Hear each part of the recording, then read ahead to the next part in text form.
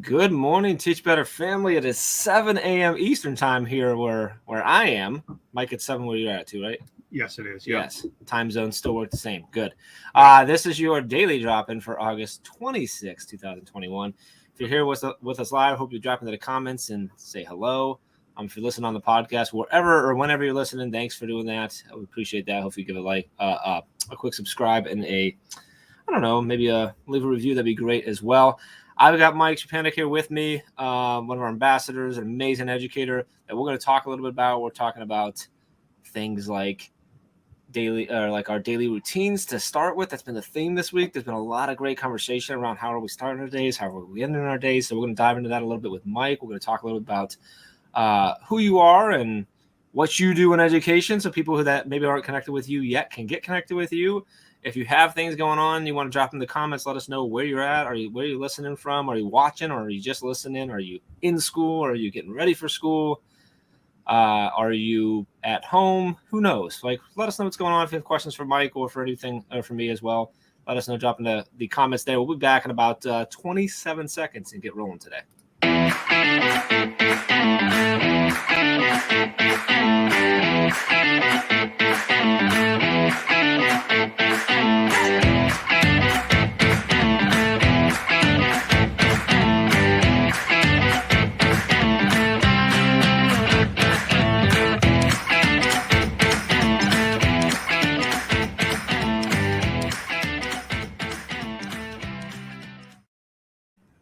Well, good morning, Mike. How are you?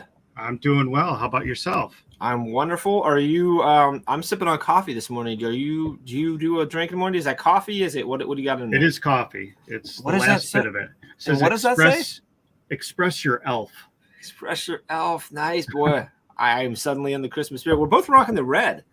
Yeah. I've got a Guiding Principles podcast. So shout out to Rob Breyer. A little love for Nice. Rob Breyer there. All right, so we got to do our traditional. I'll call it traditional. Toast and cheers in the morning. So there's our cheers. If you're with us at home, that would be fantastic.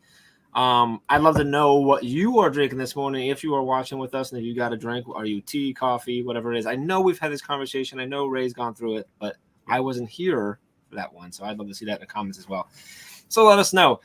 Mike, before we get kind of diving into stuff, for anybody who might not be connected with you and isn't familiar with you, can you give us the rundown of who Mike is, where you at, what your role in education is, everything like that, how you connect with the team, all of that jazz? Yeah, absolutely. I mean, I am now going into year 26 of teaching. So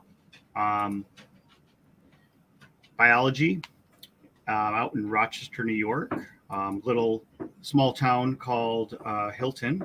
And it's like the northwest part of Rochester. Okay. And this year I've taken on, well, actually I should say last year I started becoming our 712 science program coordinator. So kind of across the district, 712 science. It's not like I'm still a teacher, and it's a weird kind of like position. It's not like an administration, or I'm a teacher. I'm like the liaison at best. Gotcha. I handle the budget, that kind of stuff. So, Gotcha. And that was fun last year with everything going on. I bet. I bet. So 26 years, biology, all 26. Yep. Got a little chemistry in there too. Okay. Same district, or have you been at a few, or same district? 26 in the same district. Wow. Yeah. That's awesome. That was a weird start too. I started in March. And I was like, pretty much fresh off my student teaching from the fall. Okay. They removed a teacher in December, like right before Christmas. Merry Christmas. And I applied for that job, but I didn't get it. But then the guy who did, it was a split between middle school, high school.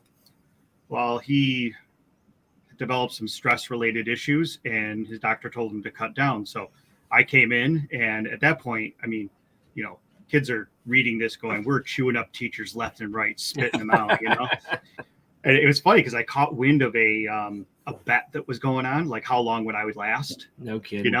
And so who had 26 years? Anybody? Yeah. I think we can get them out of here in like under 27 years, guys. Like we can do this. I just remember coming in one day and I threw a 20 down and I said, who's taking the bets? I'm making it at the end of the year. Oh, Never heard anything after that, you know? Oh, that's epic. I love So. that. Well, good morning to everyone who's watched. I appreciate you giving us a little insight into who Mike is. Karen's here. I see Ray's here. Megan, Danielle, good to see you. Kate is in the house. Kate, great to see you. Appreciate you joining us here. If you're not familiar, this is our daily drop-in, which is when we are live every morning, Monday, Tuesday, Wednesday, Thursday, and Friday. We are on Facebook, Twitter, Twitch, and YouTube here. So you can join us here live every Monday through Friday at 7 a.m. Eastern time, or catch it. Replay, all of them are replayed on the Teach Better Talk podcast, just an hour or two after their lives. You can listen to us and get all of it, whether you're at the gym, on a bike ride, doing yard work, whatever it is, you can take it with you and enjoy it. So we appreciate you being here live. If you want to get into the conversation, definitely got to be here live. So got to drop in and join us one morning. There, Nomini, great to see you as well. Several Teach Better ambassadors here showing up for you. So Mike, tell me about that for a second, because you are an ambassador with us and you're rocking. I love that you got the 3/4. That's like one of my favorite things. Unfortunately, I don't know if you know, like that's pretty limited edition, because the where we were getting those produced, like they cut it, like it's no longer available, so we can't have it. So only a few people have those. That's like one of my favorite things. I love that thing. So can you give us a quick, and then we're going to dive into a little bit about, we're going to talk about, we're going to get into some good news. We're going to get into some ideas around starting our day, ending our day, things of that nature. But I'm curious if you could kind of share your story of how you got connected with the team and then eventually became an ambassador with us. I think it first started being in the mastery chat, because I certainly at that time I used Twitter even more than I do now, and I was really into revamping how I grade, score, and everything, looking into mastery-based grading, into standards-based grading, and I started getting into the chats. Mastery chat, that seems just perfect, you know. Yeah. And then found out about the grid method, and I remember like a 6 a.m. call to Ray one morning. I'm like, I can't believe she's offering this, you know. It's like, and so it was just, you know, from there I was like diving deeper and deeper into what you guys do, and you know, when the offer came up for the ambassador the first time, I missed, you know, when it was open for like what, 5 hours, and you had to shut it down. I don't even know if it made it 5 hours, but yeah. Yeah. So I missed that, and then I definitely was prepared for the second one because I wanted to get Now the second time we opened up a little bit longer, we're like, well, that was a little crazy last time. So so that's awesome. I'm so glad. And so you run the grid method in your classroom? I have here and there. Okay. I more often than not over the last 5 years, I would say. Okay. It kind of depends on the unit still too. Sure. And we have a lot of teachers that's how they utilize it. So that's good. Right. Love it. I see Jeffrey Prickett's in the house. And I want to note, like, Ray's commented as well, because you were talking about the story there, but like, that's just the stuff that she does. She's like, yeah, sure, I'll take a 6 a.m. call, which, by the way, is 5 a.m. for her. So, like, you know what I mean? So that's just how it is. So today she's out visiting folks and taking donuts places, I think. So that's also what she does. So, so I want to get into one of the things that we do here that I love is that we do our, we get into the good news of the day. I'm going to get there really quick, and we're going to take some questions from the brainstorm bank as well. But before that, I'm curious, because we this whole week has been talking about how we start in our routines, how do we start and end our routine. So, like, we're up fairly early. I mean, you've probably been up every day like this, being educated, but this is a little different than your normal morning routine, obviously, because you're here with me. Right. What did you do today at the time when you woke up, between when you woke up and when I sent you the link and you jumped in today? What's that look like for Mike? Yeah. Well, I'm still on summer vacation. Oh, you haven't started back yet? Okay. No, we haven't started back. So then it looks completely different than what it's about to as well. Right. Exactly. So yesterday at this time, were you still sleeping in? No. Okay. So you're all. No. I love the morning because you know, I have twin 8-year-old boys. Gotcha. And I'm the one that gets up probably about 3 hours before anyone else does, and that's my time. It's dad time. Yeah. So I meditate once in a while, but that is not always my routine. But I'm definitely getting things done that you know, kind of need quiet to do. So Guys, is that reading, writing? Is it, you said occasionally meditating, or is it sometimes just like chilling in a dark room? No, I'm I not. know that every now and then too, by the way. So Yeah, I don't do that. I'm more, I get some work done, and especially during the summer. Every year for me is like, it's not like I've taught 26 years. I've taught 26 times, kind of a redo of the year before.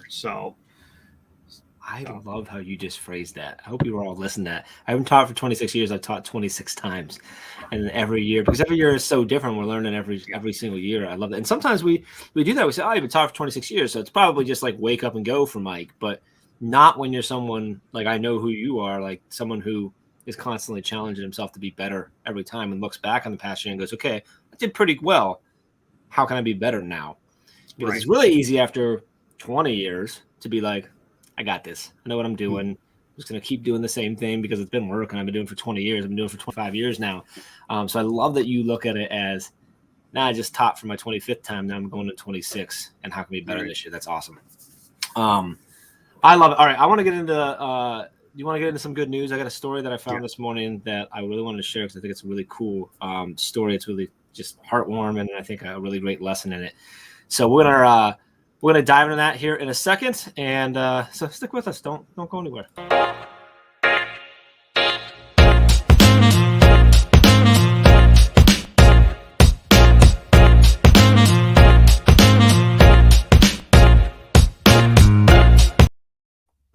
I love that music.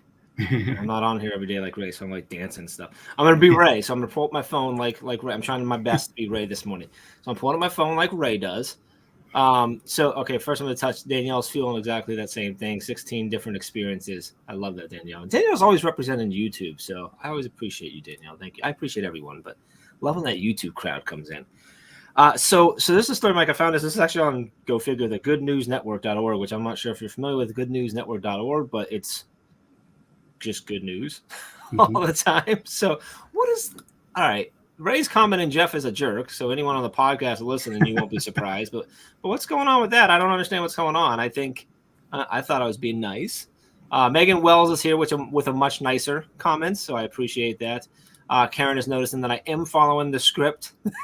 It's given. Hey, look. This show it's a daily show. We have a format of how we want it to go. We want it to be something that you know is here, that you know a little bit of what to expect in the sense of like, hey, I'm going to get some good news on certain days. I'm going to get tips and tricks. I'm going to get ideas. I'm going to get great guests. So like, I love that. I love that we have this. And a shout out to Ray, who just called me a jerk. That she put together some really just great scripts on how we're going to make sure that we're delivering this part of this for all of you watching, is so that you understand that like that we're here for you, right? And this is consistent. It's somewhere you can come to. So we know you're not always going to be with us every day. But we want you to know that we're going to be here every day. And so I think that's really important. And Karen's asking Ray if she unfired me last night on Brain Break. I discussed with Dr. Neil Gupta how I've been fired. It's a whole thing. I think she let me back in. We'll find out. Not sure. It's up to her, but we'll see it out. So anyway, this is a story actually out of Poland. So there's a Polish javelin thrower, Maria. I think I'm saying her name right. It's Andrzejczyk. Apparently I'm not saying it. So she took the silver medal in Tokyo, which is awesome in itself. Like that's a good news story in itself. So then a few weeks after the Olympics, she found out that there was a young, I think 8-month-old boy who was in need of a critical heart surgery. And there had been some fundraisings going on, and they had raised like half the money. It was like crazy amount of money, like thousands and thousands of dollars. And they were trying to raise money. So what Maria did was she put up her silver medal for auction. Wow. To raise money for the boy. And they got the money, which is just an awesome story. But then to wrap it all up is there was when they found out there was the person who'd been on it was actually a company, and I want to make sure I get the name right. It's a convenience store chain there in Poland that's called Zabka, and they bought it. They bought what I don't know what the actual price was, but it was what put them over the line, get them everything they needed. They bought the silver medal to give the money, and then they refused to take the silver medal. And when they were asked, they said, we saw this. We thought it was so amazing. She's already a hero in our country. She already represents what a champion is. and she took it to a whole new level of what a true champion is all about. Because it's not always about just being on the field, right? It's about what we do on and off the field. I just thought that was such a cool one, just a heartwarming, like just awesome story, but also a great lesson that we can take for ourselves, and hopefully you can take to your students and share this with them about what it means to be, like truly means to be a champion, to be a hero. It's not always about who scores the most, the most points or who wins or who loses. There's a lot more to it, right? And I think one of the most powerful things about student athletes and athletics in schools is we're not just teaching them how to compete and how to win and how to, kick field goals, throw passes, shoot goals, whatever, run fast, whatever it is. We're teaching them how to be good sports, how to be good people, how to be good communicators, teammates, all those different things. And I think when you see a story like that, for me, I go, yeah, that's someone who came up in athletics the right way for all the right reasons. And so I really love that. That's on, like I said, it's goodnewsnetwork.org. You can find it. It was a scroll down before I found that one. I read the whole bunch of good stuff on there, but Mike, I'd love to hear, like, when I read that off to you, when I talk through that, what's going through your head? Someone who's worked with kids for 26 years, you got kids of your own. I'm not sure. Are you an athlete? Do you compete? Well, I coached for 20 years. Okay, so. I thought you coached. What do you coach? Actually, I'm not coaching now. I gave it up about 5 years ago. What did you coach? Cross country and track. Cross country and track. Okay. So, what goes through your head as a coach, as a teacher, as a father when you hear something like that? Well, it's when you look at it, like a medal is symbolic, but it's such a big symbol. It's huge. I can't even imagine. Like I don't think I could do that. To give something that was how hard did it take to get there? Yeah. Yeah. It's just, I was just gonna say there's so many. Like I think I drew a lot of like what I do in the classroom from coaching too. How to motivate and that kind of thing. But wow. Well, and I mean, as educators in the classroom, and you're coaching constantly, right? Your goal is to help them improve. The sport's different, but you're still, it's you're still coaching. Your point is to encourage them and to inspire them, to motivate them, to find their potential and help them unlock whatever that potential is by guiding them. Just as a coach, you can't get on the field and do it for them. As a teacher, you can't sit down and take the assessment and prove their knowledge for them, right? They need to. Right. So I think there's so much of that. One of the cool things is she said, this Polish javelin thrower who won the silver, when they asked her, she said, well, a silver medal is an amazing thing. It's such a cool. She goes, but it's just a thing. Right. It's just, and I'm like, yeah, I think you worked your entire life for it. But she's like, it's just a thing. And she said, but the stuff that it's made out of, the metal, is valuable in other ways and can be used for something like this. Right. And, I tell you what, like that is, I'm not sure I could do that or either, like depending, how hard you worked for that and what you put in the dedication, and then to be like, nope, this is so not important compared to what this boy who she had never met. She learned through social media about it. Just really, really cool. So you see something like that, and javelin throwers aren't typically the ones that make all the headlines, and neither are silver medal winners as well. And it's really amazing that she still saw that and said, you know what, this isn't what one of the things I loved about this Olympics, I don't know if I feel like I noticed it a lot more, commercials about like, kind of more those altruistic kind of things in sports. And like I remember as a track athlete, and especially like distance running, there was one, they showed two men getting tangled up, and and basically their race was over. It looked like at that point. So the one helped the other up, and they just kind of jogged in together. It was an American runner, wasn't it, that got tripped up by a runner from another country? And and they were it was just a trip. They fell, and they picked each other up and finished it off. But there was a lot of other, like, it was a cool theme, I thought, for this year's Olympics. Yeah, those things, when I see that type of stuff, it really, that's what I hope that we're teaching our young athletes, that's actually, like, don't get me wrong, that sucks, right? You get tripped up. It's not, it wasn't your fault. Like, you did everything right potentially to get there, and who knows what you were going to do. That happens. Like, it's really easy to be mad at that person, but you got to understand, like, that guy fell too. He lost his shot too, right? And it's just one of those, it's interesting. So it was, reminds me, this is one of my favorite things. It's a lesson that I learned that I've taken with me, but I connected it back to a Disney movie. If you remember the Disney movie Cool Runnings about the Jamaican bobsled team. Yep. And there's a scene where Coach Irv is talking to Reese about, they're going out and Reese is not going to go. And he said he wants to ask Coach a question. The coach had been banned because he had hid weights in his sled and got caught cheating. So he lost 2 gold medals. And he wanted to ask Coach, like, why? And so he gave him permission. He said, you had it all. Why would that? And he said, I made winning my whole life. And when you do that, you have to win. And you forget what it's about.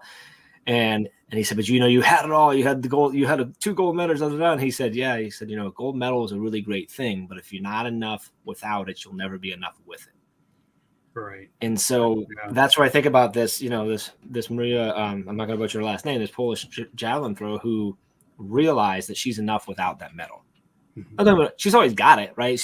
Her name's still there, but like she doesn't need that. And she said that's actually what she said. She said it could do a lot more good here than sitting on a shelf collecting dust, right? So she recognized that this symbol that I could wear around and let everyone know is not actually what it was about, right? Mm-hmm. She's enough without it. And I think that's such a cool thing. I've taken that in my life as like, if you're not enough without success, you'll never be enough with it. You have to love you first before any of that stuff's going to do anything for you.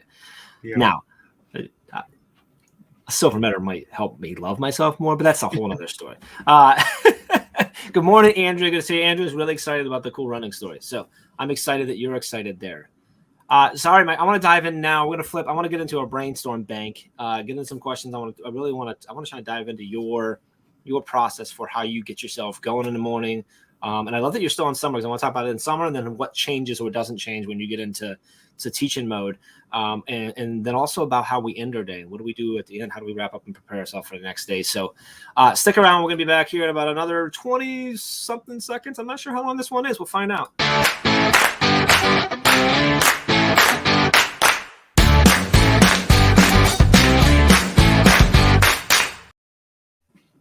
I like that one too. I really love these new commercials.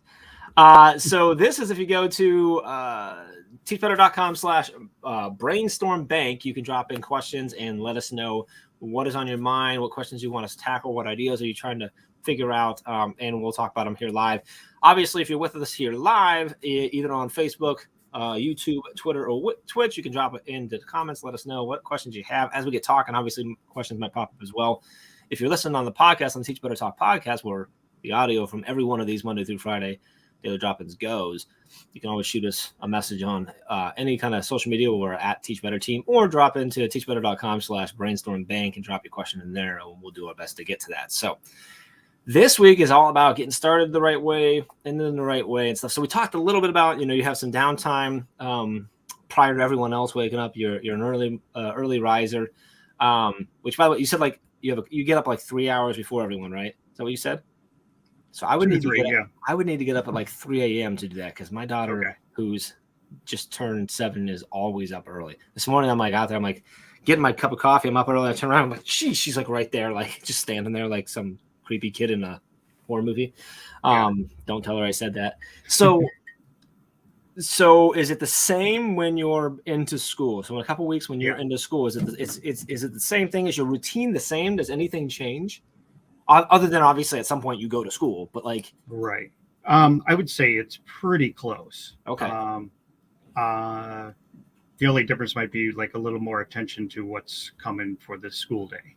Okay. What does that look like for you when you talk about like attention to? Is that just pulling out whatever your planning materials are and thinking through, or are you going through a specific process, or how is that for you?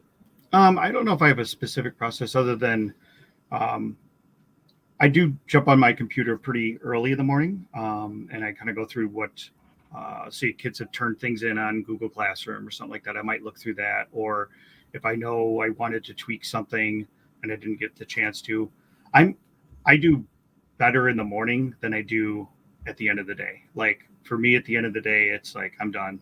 I need to step back from things. Gotcha. So for me, I wake up, I'm like, okay, let's go. Let's get it going.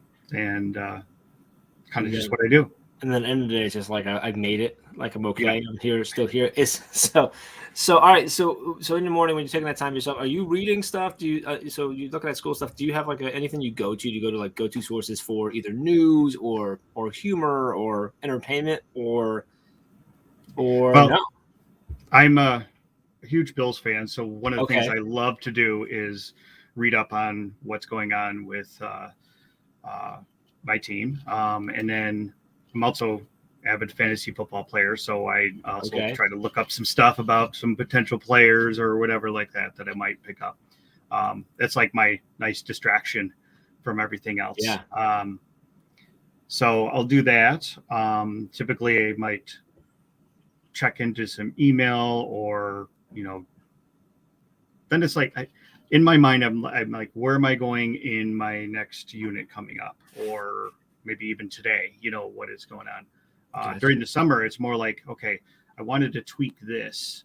Like for me this year, I'm going to more of a storyline approach to my teaching. Okay. So I'm going to be basically 4 units. One is going to be on viruses and pandemics, pretty relevant, I think. Pretty Um, relevant. Another one is on hemoglobin, sickle cell anemia, diabetes is a third one, and then algal blooms and coral bleaching. So trying to like, okay, where do I fit all of these things in? Am I covering everything on the curriculum because it's more bouncing around than the typical standard traditional units? So like that's been occupying my mind. So when you talk about like you said like a storyline, is that like it's you've pieced them together that way because they flow into each other nicely that way, Right, better than they would right, be like maybe in the book or whatever. So gotcha, right. interesting. Yeah, and but it jumps around different topics. So Yeah. traditionally like a genetics unit would follow all the stuff about the cell in biology, but I might need to jump right into that at the beginning of viruses and pandemics, because we're talking about transmitting DNA from one cell to another cell kind of thing. So Interesting. Yeah. All right. I like that. How are the Bills looking? oh, good. Very Browns good. 2-0 in the preseason, which is always like they always look okay in the preseason. Then we're like, oh, here comes real season. But Bills looking good right now. You feeling good about them? As long as they're not getting COVID, which has been a story with that team this year. So, Oh, have they been really dealing with a lot? well, Cole Beasley is one of their players, has been very much an anti-vaxxer, and Yep. as a biology person, that bugs me. But yeah, I can imagine. So, Karen says I don't fill myself up as much before leaving the house in the summer as I do during the school year because the whole day is filling me up by doing activities I love. So, and I bring that up, which I love, Karen, that's what fills you up. That's awesome. One thing is, Mike, it sounds like for you is like that's something that you do in the morning to fill you up. It's a little bit of a distraction, probably brings you, well, it might stress you out depending on the point of the season that we're in. But looking in on your team and doing that, right? It's that thing it's that escapism, but it's the good form where you're getting into it. You're allowing it to fill you up in the morning. Hopefully there's some excitement there. Or if there's not, it wakes you up a little bit because you're upset, whatever. You're a Bills fan, I'm a Browns fan. We both know how that can go really the wrong way. But I love that you have that built in, and that's something that you do. Alex says that he checks all the major news sites each morning just to make sure I know what's going on in the world. That's something that I do. So I use Apple News, and so I got that all set up, when you like things and click things or whatever. And so I sit down with my first cup of coffee, usually on my iPad, and I just, flip through Apple News and check the stories. And I've worked pretty hard on that to curate it so that I have a lot of really different and opposing view sources coming in, because one of the things that I try to do a lot is if I read something that I immediately agree with, I work really hard to prove it wrong, and vice versa. If it's something that I really disagree with, I try really hard to prove it right because I'm trying to make sure that my bias aren't leading me. So I love having so like I got articles coming in from both CNN and Fox and even MSNBC, and then some of the far right wing stuff, some of the far left wing stuff, because I want to see the extremes but also the middles. But then I have like some of your more what I consider more reliable, like your NPR and stuff like that too, for my news stuff. And then I've got 15 sources of like Apple News because I love to know what's going on with technology and all that. Like where's my money going soon? And then of course I need to read a little bit about the Browns to kind of just bring me back down to earth, I guess. So the Browns looking good right now. They're looking good. Yeah, they're looking good. We I mean, last 2 seasons we've there's been a lot of potential there.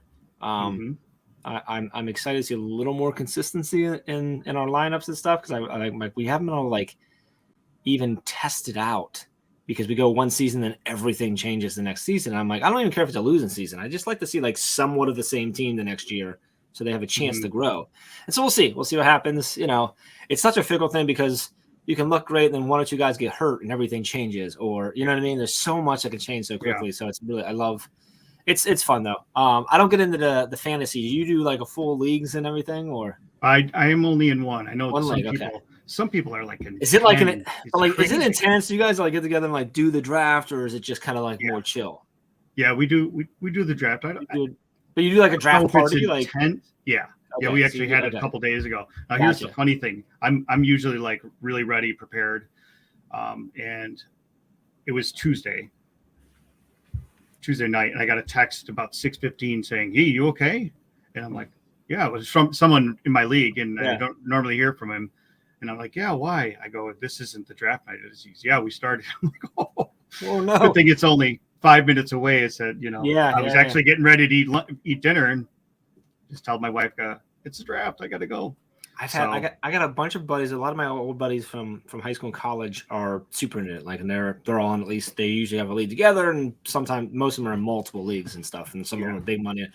And I try to get into I usually don't go in that league, but I'll like try like one that's like a super fun, like just me thing. Like when I'm competing against people I don't even know. 3 games in, I stopped paying attention. I stopped moving guys around. I'm like, oh, like I'm running a defense that has like that's not even playing this week, or doesn't have anybody left, or whatever. And I'm just like, you know what, it's just not my thing currently. So I just don't get in it. But I do notice when I do, I pay more attention to the numbers, the stats, and the rest of the league because a lot of times I'm thinking about the Browns. I'm worried about the Browns on Sundays and like. For the rest of the week, so I do enjoy it because it gets you a little more excited into it. It's the same thing with like the March Madness and stuff too. Is the same similar thing for me. For me, like it's a good way to connect with my kids too, because especially one of my sons, he really gets into the stats, and so he's like, "Oh, do you have this player? Do you have this player? How many points are they getting? So it's been real fun. I got to say about the Browns, and I would say the Steelers too. My dad and I used to we were season ticket holders, so we would go all the time. But boy, whenever the Browns came to Buffalo or when the Steelers, they travel, those fans travel. And it's like in hordes sometimes, and I know the Bills Mafia, they also travel. But I haven't ever gone to a game outside of Buffalo, professional football game. But we've always had Browns have it's one of the largest fan bases, like official like fan clubs in the world. And man, I think it's because it gets ingrained in you very early that you are loyal, that you stick with the team, because from the start you're like, oh, like, well, I got to stick with them because they're horrible, so like I'm not going to stick with them for any other reason other than loyalty. And then it just gets built into you. So then by the time you're my age, you're like, no, we don't not support them. Like, we're here. Even when you get angry and you're like, I'm not going to buy tickets anymore or whatever. But like, it's just one of those things, and it really holds. Where there's a lot of other teams where you see people like they win the Super Bowl and then suddenly everyone loves them. I'm like, well, okay, well that's of course, and that's fine. There's nothing, whatever, but not here in Cleveland. So it'll be interesting to see where we go. But I love traveling. So, I love that our fan base travels so well, and it's a blast to go to the games. I mean, it's such a fun time. I haven't been to one for a few years, but who was it that mentioned Nikki mentioned being a Browns fan sounds a lot like being a Sabres fan. Are you a Sabres fan? It's hard to be. I don't get into hockey as much as I do football, but I follow it. Yeah, gotcha. So here's the way that my base. I'm a Browns fan, so of course I hate the Steelers, but I'm a Penguins fan. So I'm from Youngstown, Ohio, which is not too far from Pittsburgh. And growing up, like we didn't have we didn't have any hockey, so that's where we went for hockey. I love hockey, so like I'm a huge Penguins fan, but I hate the Steelers, the Pirates. Like, it's really weird. So like, it's really weird for me to like that the colors and everything. But in the city, I actually do like the city of Pittsburgh. But I'm a big hockey. I'm actually Nick. I'm actually I'm a Sabres fan. I do like the Sabres. I've always enjoyed I don't know why their style of play Maybe it's because the Penguins beat them. I don't know. But whatever it is. So, yes. Well, Ray, depends on which one you're talking about. Football is the brown ball, typically. Hockey's got the little, it kind of looks like a disc, almost like a really thick coaster, but it's black and frozen. So, Yeah. So, and I don't want to stay too long on sports. We'll get back into other stuff, but I'm just curious now. So, football, are you a baseball fan too? Or like, what's the next sport? So I would say college basketball. College basketball. Okay. Yeah. Who's your team in college basketball? We're close to Syracuse. So Rochester fits between Buffalo and Syracuse. So, go that way for college sports, the other way for professional. So, Ray, that's a soccer ball. Ray's putting pictures of soccer. Ray's actually a big soccer. She's a soccer fan, so she knows that one. Yeah. So when it comes to college basketball, I'm a Duke fan, and which a lot of people are. But like for me, it wasn't because they won a lot, so I became like my uncle used to live in Chapel Hill, right there by Duke, when I was young, like when I was really young. And I'm the youngest of three. My middle brother Mark, way early on, like when we were like 5, 6, just became a huge Duke fan. And so I've been a Duke fan my entire life, not even realizing that that doesn't make any sense because I'm in Ohio. But so we've been a huge Duke fan. I remember we were down there for the Christian Laettner shot with the win and everything like that. So my brother's got an office at home that is basically just Duke stuff. It's not really an office. Like it's got a desk, but I think it's just all kinds of stuff. But yeah, so we're Duke fans here. So anyway. Moving on. So I'm looking at we got a lot of comments coming in here. Megan says, I always say that the Dallas Cowboys will break your heart. I'd imagine your teams do too. Yeah. I think no matter where you're at, that's always the case if you love a team or whatever. But like, I'm just not okay putting the Dallas Cowboys at the same level of like the Bills or the Browns. I just don't feel like Cowboys fans know the same thing. There was like a decade where you were literally, and you're still called America's team. Like, and I'm like, says who? Anyway, Megan, we're gonna have to butt heads on that. Yeah. So you still got green hearts. So Alex says, living in Illinois means that I have an NFL team that has an amazing defense, but they've never really mastered the art of offense. Sigh. Good thing we have the stellar hockey team. So the Browns have had that for many years. The Browns will have a horrible record, but we'll actually have a really great defense, but we can't score. And then we start scoring a little bit and we lose everything else. So anyway, moving on. All right, so that's the morning. We get jazzed up. We're broken down from our Bills Mafia information and stuff. You mentioned that like your end of the day is much different, isn't as like it's more like you're just done. What does that look like? I'd love to hear. What does it look like from like when school day is over and you're going home? Like, is that when it's like you just go home and crash, or like do you have any sort of process for? Do you plan the next day before you close the books for the day, or is that something, or is that just done in the morning, or is that what does that look like for you? So being in the same district that my kids go to, my wife teaches quite a distance away, so we're both teachers. I'm the one who drops off and picks up the kids every day.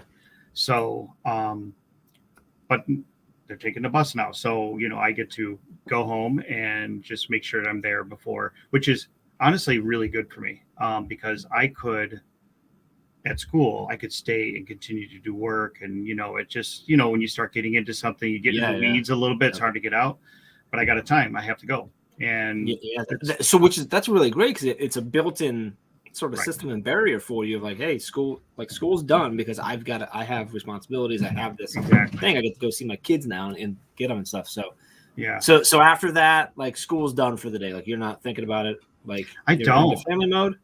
I have tried, but it's just I don't have the same motivation. I don't know what it is. It wasn't always that way, but I would say the last 10 years. Yeah, I mean maybe it's because I have kids, and I'm more enjoying spending time, and they're still at that age where they want to spend time with dad. Yep. They're not out other places and stuff. So and I'm trying to soak it up. And that makes a lot of sense. You're in a different spot too. You've also been teaching for a long time, and I know that you're teaching. It's every year, but you do have a lot of experience on your belt. Where I'm sure you still get the nerves and the sense of like you're anxious, you're excited, but you're probably less worried about, do I know what I'm doing? Am I going to be okay? Right.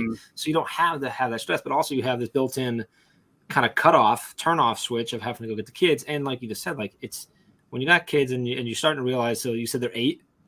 Yep. So I got a 7-year-old and 9-year-old, and so I'm starting to have this moment of realization. I'm like, oh, like we're not that far away from when they're going to stop wanting to hang out with dad and Right. to cut on the couch. Like that's going to end like I don't know when, but like sometime. Like we're closer to that than we are to when they were a baby at this point. And I feel you like where it starts being like, oh, like that's something that I need. Like that's really important for me to be able to do the other things that I have to do. And all the prep in the world for tomorrow doesn't really work if I'm not taking that time to make sure that I'm whole, right? And that my cup is filled, however you want to say that. So what about your night? Like so you do your family thing and stuff like that. Any kind of nighttime routine for you, like just not necessarily related to school, just in general for you to have a good night? Are you a reader at night? Are you binging some Netflix, or are you just oh, I'm tired, I'll go to bed? Like, yeah, I mean, I'll binge some Netflix for sure. I when I do my reading is more during the day. Okay. So if I have during school year, if I have some time where I don't have something pressing, I might read a little book. During the summer, I got a time where I can go outside and just relax on the deck. That's my favorite place. That's my happy place. Sit out in our deck. We got a very I wouldn't say wooded, but we have a lot of trees in the back, Okay. so it's shaded as well. So, but at the end of the day, it's as we're winding down, it's still based on the kids, getting Sure. them ready, for for bed and everything like that. They still need help with that. They still enjoy, reading at night. Yep. So we'll do that, and then it's getting close to 9 o'clock at that point. And if you're getting up at 4 to 5 in the morning, You need to go to bed. there's not much left in your day. Yeah. That's true. Yeah. So, yeah, and that's something that we've shared. That's actually something that I like back in the school has been really helpful for me, is that we're getting the kids to bed earlier. So make sure that they're getting a good night's sleep and stuff like that, which is allowing me to get to bed earlier, which I struggle with all the time. So it's been good to get into that routine. It does, when the school year comes around, you get some of these automatic structures that have to be put in place. And it's really good obviously it's needed for the kids in their school and stuff, but it's really good for us as parents because these things get put in, right? So it's like, all right, like every night's the same, Sunday night through Thursday night, Friday nights when, the party kicks on or whatever. But those 5 nights of we gotta make sure that we're eating at the right time. We're getting to bed early. We're getting everything done. And so far it's working really well for us. So now Ray mentioned something about getting back to having a good end of the day routine where you dive into sports. Do you do that at night? Do you torture yourself at night too by checking in on the Bills, or not so much? That's just the morning thing. Yeah. Okay. And the evening, the afternoon is more kind of a go with the flow, Gotcha. with those built-in check marks, along the way. When my wife gets home from work, we usually will talk about what that would be the only time I guess I would say we are talking about work, is pretty much getting ready for dinner or into dinner. We'll be talking about that kind of stuff. How'd your day go? How'd your day go? Yeah, stuff like that. So, and you said she teaches as well? Yep. What is she? Middle school social studies. Same district, or are you in separate districts? No, she's got a 40-minute drive every day. Okay. Oh, okay. So you got the drive. So then you get to kind of share the stories from the different districts where things should be very similar, but are probably very different a lot of times. They are very different. Yeah. It's amazing. Well, not only the age group. I mean, middle school. People who teach middle school are special people. Yes. And then the district policies and stuff. It's always an interesting comparison between the two. So. Has it been really different this past year? I mean, because what I've noticed with everything with the pandemic, literally district to district, like a couple miles apart, and it is it's like it's like they're living in a different world on either side. Has that been with you and your wife's district? I mean, just is it extreme differences or just there's some pretty big things? The past year there were some pretty big differences. I mean, we did the hybrid mode, so we have 2 different cohorts. They didn't. They did all in person, but they also had a virtual group. So you're either all virtual or all in person. And that's how our school did. Yeah, and they had the kind of like shower curtain dividers between kids and that kind of stuff, which that's a whole nother all the issues that came with that. Kids poking holes through and stuff like that. She had not being able to see the screen because the clear shower curtains still get dirty, and so it And then on my side, it's like I have to cut down the amount of stuff we're going to do in class because I see them half the amount of time that I would have before. Yeah. Or just at least restructure because they would be doing the virtual stuff at home without my help, and that was an adjustment too, because I've done a lot of like stuff online and stuff like that with my kids, but I've been there to kind of troubleshoot when something goes wrong. Yeah, it's a different level of and viewpoint and different strategies of that coaching that you, because you can't just lean over his shoulder now, right? It's a different thing. Yeah. So now, are you back this year? Are you going back? Are you full in person? We are. Yeah. Okay. Yeah. Gotcha. Okay. So it's got to be exciting to that's one of the I was talking about that last night with Neil Gupta about I've just really enjoyed how excited teachers are, and just seeing they're like, I don't care whether there's masks, whether there's that, whatever, like we'll do what we need to do. I'm just excited to be back in schools with kids. Right. And I think kids are in the same thing where they might not love school and the work, but they love the idea of getting back into, or a lot of kids, not all kids, but a lot of kids. My kids were super excited to get back just to be able to like be in a room with other kids and stuff like that. And they're like, well, they'll wear masks and it is what it is, but they love that. We had a kind of like open house, not really open house. Let me rephrase that. The ninth grade orientation yesterday. Okay. And so my role was to be actually in the hallway and direct traffic, but there was most of the teachers were in a classroom with a small group of kids kind of going through things. And I heard from a bunch of teachers that the students' biggest fear this year is going back to hybrid or virtual. Like they want to be there in person. So, which is cool that they want that too, Yeah. And I think that's, it's been interesting to see, the kids that virtual worked for, that would, and still want to be back, and the kids that they actually realize that this is something that they actually enjoy, right? And it takes a while to get there. So one of the few silver linings is that maybe kids realize that they actually do like this because there's a lot more to schools than just the work they have to do and stuff. So right. So yeah, Andrea's commented that she had a school, she had kids last year who quote unquote hated school.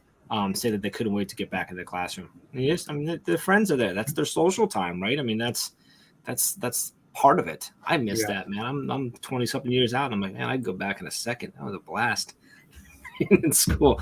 All right, so I'd love to hear if you're in the comments, if you're still with us here, and some of you chimed in. I'd love to hear what you're doing at the end of your day. What are some of the things that you do to wrap up your day? One of the things that I do, and we talked about this on Monday, is that I don't do this every day, but I try to do it every day because you know how it is. Sometimes you just don't, but I go through and figure out what's on schedule for tomorrow. I figure out what my focuses are tomorrow, making sure that we have a task organizer, a project management system that we use. So I make sure everything's moved as it needs to be and stuff like that. Because for me, I'm working really hard on being able to have that shut off time of, okay, it's done. I know tomorrow's set. I know what it looks like. I know my meetings. I know all the things. Like now I'm into not thinking about work time. And so I need that piece. I do have the kids getting home, but we have grandma stopping over. And so I don't come up right when the kids are home. I have a little bit of time. So I have to, I put myself in that system in place. I think it's really important to have some sort of system boundary, something that gives you that permission and notification that it's time to turn off work. And if you can have it and it's a built-in because of the way the kids need picked up and stuff, that's awesome. If not, I encourage you to figure out what yours is. What is it that you can do? Sometimes it's simple. For me, it's like the moment where I'm all set and I get to click this little lock button on my keyboard that shuts my computer down. I'm like, okay, I'm done. Nice. Yeah. My phone, don't get me wrong, I still have my phone for emergency because I got a team of a lot of educators who do a lot of work in evenings and stuff like that. So I'm available, but I'm done sitting down and working. I think it's really important to have that, whatever that looks like for you, have that end of day routine. And then I also encourage have a, we talk about with kids, and sometimes, it's easier. I think it's easier to get into that nighttime routine, especially if your kids are still where it's revolving around them. If you don't have kids, sometimes it can be a little hard. It's a little easier to kind of not have that structure because it's not being, I don't want to say forced, but encouraged, forced, right? So I encourage you to find what is the end of the day, literally end of the day routine of how you get yourself calmed down, ready for a good night's sleep, whatever that is, whether that's doing some sort of journal and reflection, or if it's some sort of escapism or distraction, or just something to fill you up and get ready to do that. I encourage you to do that. So Alex is chiming in here that his workday ends with me jotting down notes about projects I want to start the next morning, tidying my desk, and locking the door behind me. So I love that, Alex, that physical action of locking the door like shuts your day down, which I love. So he says, yeah, he still checks his emails that pop up on his phone in case anything's urgent, but 90% of the emails after work can wait. And Alex, that's, we have to recognize that sometimes we're in positions where we do have to do things like that. Alex supports all the teachers in his district, right? And so sometimes you have to, but knowing that, okay, but I'm done. I locked the door. Work's done. I think that's really important. And it's same sort of, at the end where it's like, okay, the day's done. So I'm sitting down, whether that's sitting down to, maybe have a cup of tea at night or whatever, or a glass of wine, or this is when I sit down and I watch some Netflix because that's my day. That's my turn off. So I think that's really important to have. So I love that. Andrea says that lately I've been falling into bed before I do any of my routines. I need to get back into it. Or maybe your routine needs to shift a little bit, Andrea, so that you can just fall into bed whenever that's happening. Because you got a lot going on there with the babies. I think that's important to give yourself that grace and understand that, like, if your routine is different than it was, or than you think it should be, sometimes that's because you need to get back to it and you've allowed yourself to be too relaxed. But also times that might be life telling you that your routine needs to be adjusted a little bit. And I think it's really important for us to understand that that's okay.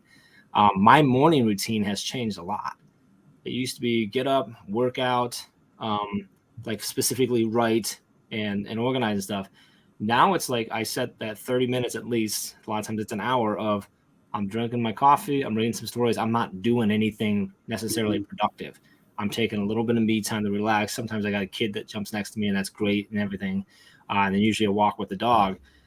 And so for me, that was changing. And it was hard because a while I got off my routine. I was beating myself up saying I set this routine up. I did calendar blocking. I got it. It was working so great. And now I'm not doing it. And you're horrible for not doing it. You're being lazy. You're letting yourself. And I'm like, whoa, this isn't good. Like, this doesn't help me at all. And so I had to reflect and kind of give myself grace and say, yeah, but things have changed. Did that change with kids for you? No, actually, I got into my morning routines with my kids. So, I had my early routine when I was getting up early and working out and stuff. That it actually changed with injury. To when I wasn't running as well. So I had a different, like, I wasn't getting up for the same reason anymore because I was trying to repair my injury or feeling bad about my injury or whatever. And it was just a rough year and a half of going through a lot of that and stuff. And then I just struggled for a long time to get back into any kind of routine because I wanted to get back into the same routine and I couldn't. And there's a million reasons why I couldn't. It very well could be laziness. I don't know. But it doesn't, for me, it didn't matter. That wasn't helping. So I had to figure out and give myself permission to be like, hey, it's okay if it changes a little bit. Do what's right for you right now. And that's what's helped me. And because of that, I'm actually now getting up earlier and earlier, which I'm going, oh, that's going to lead me back to that if I want that. And so I think and this is the same thing with goals. And we're only about 7 minutes out, so I don't want to go too far into this too, because it can go. But when you're setting goals and setting things out, it's okay to change that stuff. Yeah. And Dave Schmidt and I had a much too deep conversation for Brain Break months ago about this. I believe one of the strongest and most incredible things that we could have as a strength is the ability to change your mind. And I'm not talking to flip flop and go whatever like that, but the ability to recognize that something doesn't make as much sense anymore and to make that adjustment. I think that's really, really important. So I hope you take this is me giving you permission. If you're watching or listening, it's okay to change that routine. It's okay to reassess. It's okay. Even if you read that it was great, you committed to it, you told everyone about it. If it doesn't make sense, go ahead and change it. It's okay. Whether that's your morning routine, your nighttime routine, big goals you have in your life, whatever that is, I encourage you to do that. With that said, I think that's a good way to wrap this up, don't you? Okay. Yeah. It was good. Anything else to add? Anything that you would like to share? So you're getting ready to get back into school. How far away? How long until you start? We start the Wednesday after Labor Day. So about 2 weeks. That's when kids come. Right. We're there the day before. It was just the day before. Okay. Yeah. So now you're getting ready to get into the school year. So you're in technically on summer break still, getting into there. A lot of teachers are already back in. A lot are gonna start right around the same time you are. As someone who has done this 25 times before, any thoughts not necessarily inspiration, that's a high bar to set, but any thoughts, any words of encouragement, anything you think that people should be thinking about or remembering right now from your experience? Yeah, I guess I would say that, the tweaking every year is a good thing, like just the small little changes, and you have to keep a couple of things in mind: what's good for the kids and also what's good for you, because a lot of time, if it's not good for you, then it's eventually down the road, it's not going to be good for the kids. So like managing all of these things, and I say that, and I'm sometimes the worst at it, but, to just approach your job as a manageable task. Like, can I keep it manageable? I would love to give hours of feedback on all my kids, but I'm so grateful I found an app that I can do it through voice. Those kind of things that can shorten it all up, but then, we're in a customer service field, really. The students are our customers, and, Yep. And the parents and the families, as well. So what can we do for them? So keeping those two things in mind, I think everything falls into place. I love that. I love the manageable task. If you can break things down to manageable tasks, big things become much more manageable and therefore more likely to be successful. I love, Mike, that you touch on and remind us all to remember that it's what's best for kids, but also keep in mind what's good for us as educators, because if you're not okay, at some point, what you're doing for them is not going to work as well. It's not going to be as good for them. So make sure you pay attention to that. So, Mike, I absolutely love having you as an ambassador. Honored to have that and to have you in our world. I'm so thankful that you can jump on with me this morning, and hopefully we lived up to Ray Hewitt's standards. We're there. I think we're getting comments on how awesome you are. So I think we did it. We're good. I appreciate you. If you are listening on the podcast, we would really appreciate a subscribe and maybe leaving a comment, or leaving a review, letting us know. You can catch the replays of the audio replay of this on the Teach Better Talk podcast every day as well. Catch us here live every morning, Monday, Tuesday, Wednesday, Thursday, and Friday. We are on Facebook, Twitter, Twitch, and YouTube, 7 a.m. Eastern time. Back tomorrow morning. Ray will be here tomorrow morning with the amazing Brad Hughes, kicking off our Friday the right way. We will see you all tonight at 8 p.m. Eastern time over on Twitter for the last Teach Better chat for a while. We're putting a pause on that after talking with our community for a long time around that. But the last one tonight, finishing up pretty strong right now with Elizabeth Bosworth. If you don't know Elizabeth, she's a phenomenal educator. So It's going to be a great chat. She's going to be live with Dave Schmittou afterwards for the recap. So make sure you join us tonight. See you tomorrow morning with Ray and Brad. And if you need anything at all, please feel free to reach out. You can always use teachbetter.com/brainstorm bank, or obviously just reach out to us on any of the social media at Teach Better Team.